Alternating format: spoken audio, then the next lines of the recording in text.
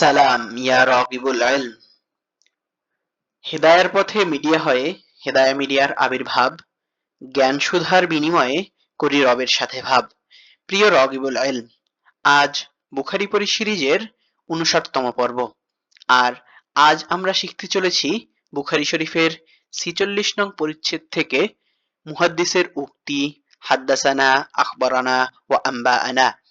হুমায়দী রহমতুল্লাহি আলাই বর্ণনা করেন যে ইবনু উয়াইনাহ রহমতুল্লাহি আলাইয়ের মতে হাদ্দাসানা ও আখবারানা ও আম্বাআনা ও সামিআতু একই অর্থবোধক। আবু হুরায়রা রাদিয়াল্লাহু তাআলা আনহু বলেন, আনিন নাবিয়্যু সাল্লাল্লাহু আলাইহি ওয়াসাল্লাম ইয়ারউইহি আন রাব্বিকুম আযজা ওয়া জাল্লা। নবী করিম সাল্লাল্লাহু আলাইহি ওয়াসাল্লাম থেকে তিনি তোমাদের মহিমাময় ও সুমহান প্রতিপালক থেকে বর্ণনা করেন। বুখারী শরীফের ৫৯ নং হাদিসে বর্ণিত হয় যে কুতাইবা ইবনু আবু সাইদ রহমতুল্লাহি আলাই ইবনু ওমর রাদিয়াল্লাহু তাআলা আনহু থেকে বর্ণনা করেন, তিনি বলেন রাসূলুল্লাহ সাল্লাল্লাহু আলাইহি ওয়াসাল্লাম একবার বললেন, গাছপালার মধ্যে এমন একটি গাছ আছে যার পাতা ঝরে না, আর তা মুসলিমের উপমা। তোমরা আমাকে বলো সেটি কি গাছ? রাবী বললেন, তখন লোকেরা জঙ্গলের বিভিন্ন গাছপালার নাম চিন্তা করতে লাগলো। আব্দুল্লাহ রাদিয়াল্লাহু তাআলা আনহু বলেন, আমার মনে হলো সেটা হবে খেজুর গাছ, কিন্তু আমি তা বলতে লজ্জাবোধ করছিলাম। তারপর সাহাবায়ে কিরাম রাদিয়াল্লাহু তাআলা আনহু বললেন, ইয়া রাসূলুল্লাহ, আপনি আমাদের বলে দিন সেটি কি গাছ? তিনি বললেন, তা হলো খেজুর গাছ।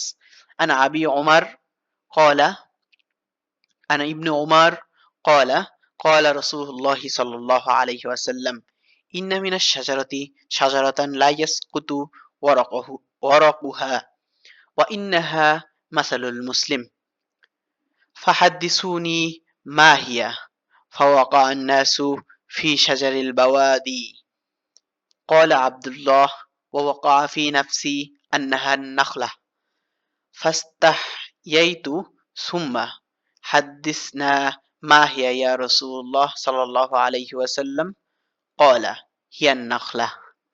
এভাবেই প্রতিদিন একটি করে হাদিস শিখে রাসূলুল্লাহ সাল্লাল্লাহু আলাইহি ওয়াসাল্লামের ব্যক্তিত্বকে আপন করে নিতে হেদায়া মিডিয়া সাবস্ক্রাইব করে বেল বাটনে অল সেট আপ করুন, আর ফেসবুকে ফলো করুন, যাতে রাসূল সাল্লাল্লাহু আলাইহি ওয়াসাল্লামের কথাগুলো আপনার কাছে পৌঁছে যায় সবার আগে। সদকায়ে জারিয়ার মর্তবা অর্জনে লাইক, কমেন্ট, শেয়ার করে পাশেই থাকুন। আসসালামু আলাইকুম ওয়া রাহমাতুল্লাহি ওয়া বারাকাতুহু।